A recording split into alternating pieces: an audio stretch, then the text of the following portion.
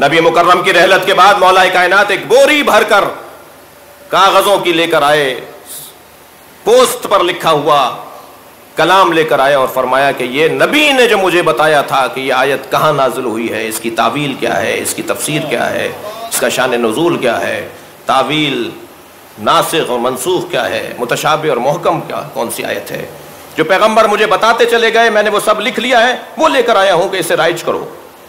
تو آواز آئی کہ ہمیں اس کی ضرورت نہیں ہے۔ مولا وہ کلام اپنا اٹھا کر واپس لے گئے، وہ کلام امام حسن تک، امام حسین تک، یہاں تک کہ امام وقت تک پہنچائے۔ وہ قرآن نہیں ہے، وہ تفسیر ہے۔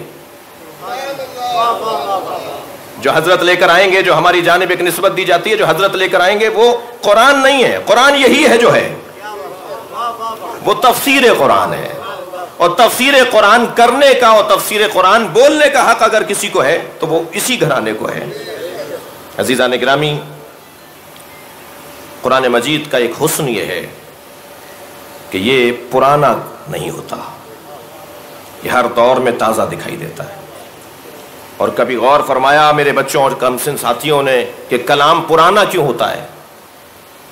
جس کلام میں بھی جس شعر میں، نظم میں یا نثر میں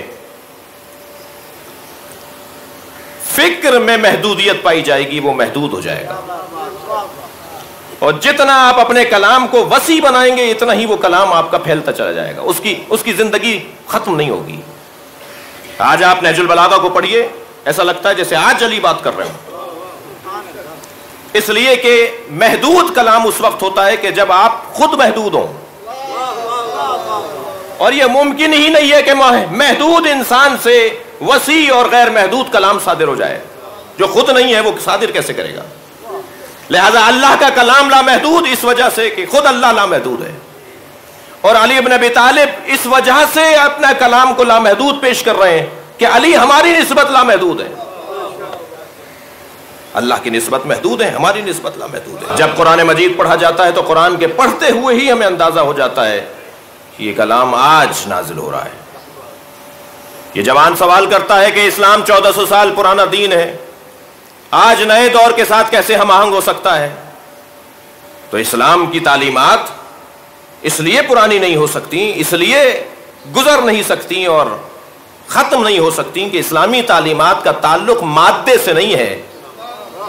جو چیز تبدیل ہوتی ہے وہ ہے مادہ۔ ماضی کے اندر جو مادی چیزیں تھی آج مادی چیزیں بدل گئیں، لہذا مادہ بدلا ہے، انسان نہیں بدل رہا۔ خود قرآن مجید جس موضوع پر بات کرتا ہے، ہر کلام اور ہر کتاب کا ایک موضوع ہے۔ ہر لکھنے والا کسی موضوع پہ کلام لکھتا ہے، کتاب لکھتا ہے۔ آپ نے لائبریری میں جا کر کتاب نکالی، اسے دیکھا کہ صاحب یہ مثلاً یہ ادبیات کی کتاب ہے، مثلاً یہ منطق کی کتاب ہے، مثلاً یہ فلسفے کی کتاب ہے۔ ہر کتاب کا ایک موضوع ہے۔ قرآن کا موضوع کیا ہے؟ قرآن کا موضوع ہے انسان۔ یہ حضرت انسان کے موضوع پر لکھی گئی کتاب ہے، اور جب یہ کتاب ہی انسان کے موضوع پر لکھی گئی ہے تو انسان تو نہیں بدل رہا۔ بتائیے 2000 سال پہلے والا انسان اور آج کے انسان میں کوئی فرق ہے؟ انسان نہیں بدل رہا، انسان وہی ہے۔ وسائل بدل رہے ہیں، اوزار بدل رہے ہیں، طریقے بدل رہے ہیں۔ 1400 سال پہلے والا انسان جب کسی کو قتل کرتا تھا تو تیر مارتا تھا، آج بھی قتل کر رہا ہے مگر آج تیر نہیں مار رہا، کچھ اور مار رہا ہے۔ تو آدمی نہیں بدلا، انسان نہیں بدلا۔ کل بھی عادل تھا، آج بھی عادل ہے۔ کل عدل کرنے کے لیے وسائل کچھ اور تھے، آج عدل کے لیے وسائل کچھ اور ہیں۔ انسان تبدیل نہیں ہو رہا۔ جب انسان ہی تبدیل نہیں ہو رہا تو یہ انسان کے موضوع پر لکھی گئی کتاب ہے، وہ کیسے تبدیل ہوگی؟ قرآن اصولوں سے متعلق بات کرتا ہے، کسی میں دم ہے تو ان اصولوں کو ختم کر دیں۔ اصول وقت کے پابند نہیں ہوتے۔ مثلا بہت پہلے سرکار نے فرما دیا کہ لا ضرر ولا ضرار فی الاسلام، اسلام میں نہ ضرر پہنچایا جائے گا نہ ضرر قبول کیا جائے گا۔ اسلام کا ایک اصول ہی ہے، بدل دیجئے اسے کو، 14 سال پرانا ہے۔ مثلا خود قرآن مجید نے کہا لا یکلف اللہ نفسا الا وسعها، اللہ کسی کو اس کی ہمت سے زیادہ تکلیف نہیں دے گا، ذمہ داری نہیں دے گا۔ تکلیف سے مراد یہاں ذمہ داری ہے۔ اللہ کسی کو اس کی ہمت سے زیادہ ذمہ داریاں نہیں دے گا۔ یہ اصول ہے یا نہیں؟ بدل دیجئے اسے، کوئی نہیں بدل سکتا، اس لیے کہ اصول تبدیل نہیں ہوتے، انسان مادے کو تبدیل کر دیتا ہے۔